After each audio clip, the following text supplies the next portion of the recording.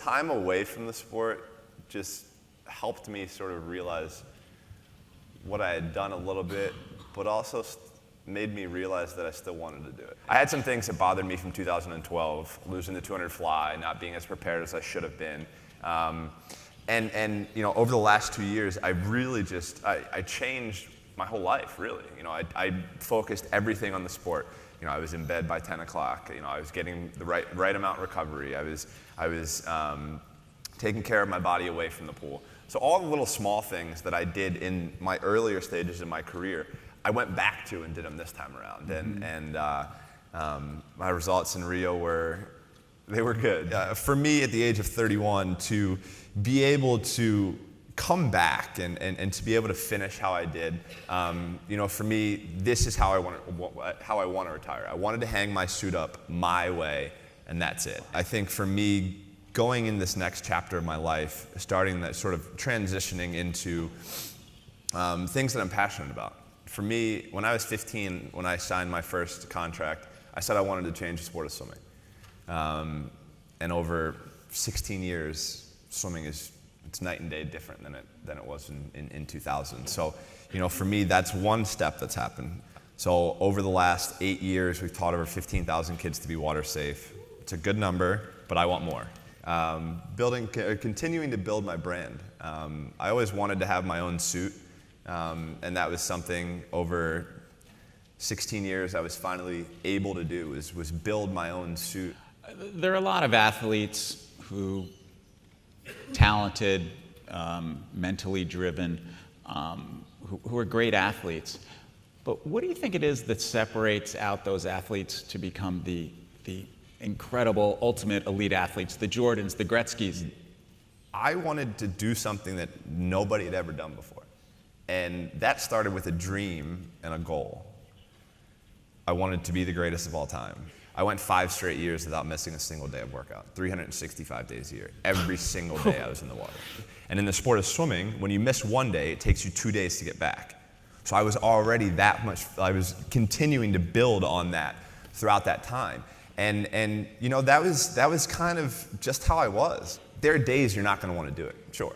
I mean, everybody has those days. But it's what you do on those days that help you move forward. Do you hate losing more than you enjoy the winning? Yeah. Yeah. It's in 2012, I lost the 200 fly by, frustrated. We won't talk about it. And I watched the video, like, 2 months before trials, and I saw myself mess up the third turn. And I was like, well, that's the race. Like, I knew the outcome, obviously, but I was watching the race, and I was like, well, if I hit the third turn, I win the race. Mm-hmm. And, you know, that was something that obviously stuck with me for a long time. You've been through some public struggles. You know, you have to do it in the public eye, unlike the rest of us who go through struggles. What are the lessons you take away from that? You know, for me, I have had struggles outside of the pool. I've been in the public eye and not the best way, and it's not fun. I mean, for me, it led me to the darkest place I've ever been in my life, not wanting to be alive anymore. And you know, for me, I'm so thankful to be able to go through some of the work that I've gone through over the last 2 years to become the person who I am today. And after some of the struggles, you know, not many people have really seen the true me. And what you're seeing today is the true me. I'm living a dream. So, you know, I'm in the best place where I could possibly be right now, and I just love life. Right. So tell us about the Michel Philps swimming program that you've started. So we have swim schools throughout the country, and basically it's how I learned to swim. So like I said before, I struggled, again, like some people do.